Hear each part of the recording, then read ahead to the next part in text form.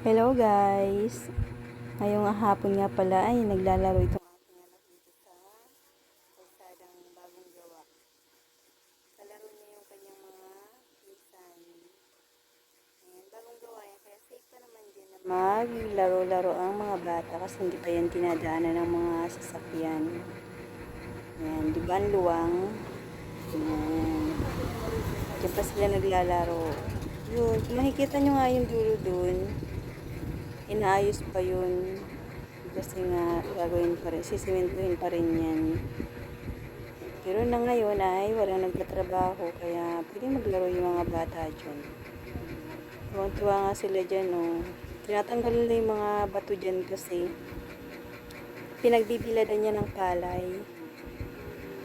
May mga bato kasi yung nilalagyan nila ng bato yung tulda para hindi pa rin ang hangin kung hahangin mo ng malakas. At ayan nga yung aking Junakis ay tulak-tulak ng kanyang pinsan. Tuwan-tuwa naman siya kasi marami siyang kalaro. Kasi nung nagpunta kami ng Daig sa lugar ng kanyang papa, wala siyang gaanong kalaro. May marami din bata kaso wala pang ganong kakilala. Ayan, tuwan-tuwa siya pag nandito sa aming lugar, sa aming barangay. At ito nga ang aking bulaklak ay kitang-kita naman ang ganda, o dilaw na dilaw. At yan ang mapapansin nyo, yung ibaba ng bulaklak na yan ay may kamuting baging.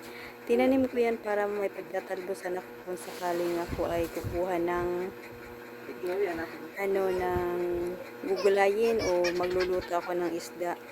At least din ako bibili ng pwede pagsahog sa isda o kung anong ulam namin. May lalabas lang ako dito sa aming bakuran o bahay. Meron na akong mapipitas-pitas na panghalo sa isda o kung pwede na rin gulayin kasi meron ding papaya. Kasi yung papaya namin ngayon maliliit pa yung bunga.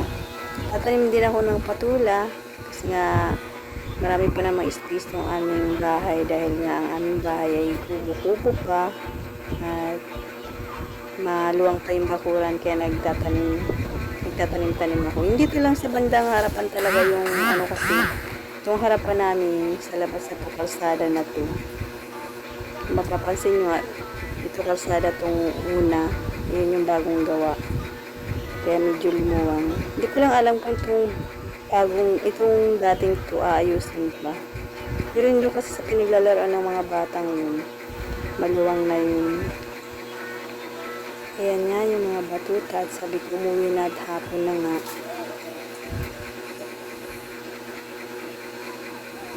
Tuwan-tuwa siya na paglaro sa mga pinsan.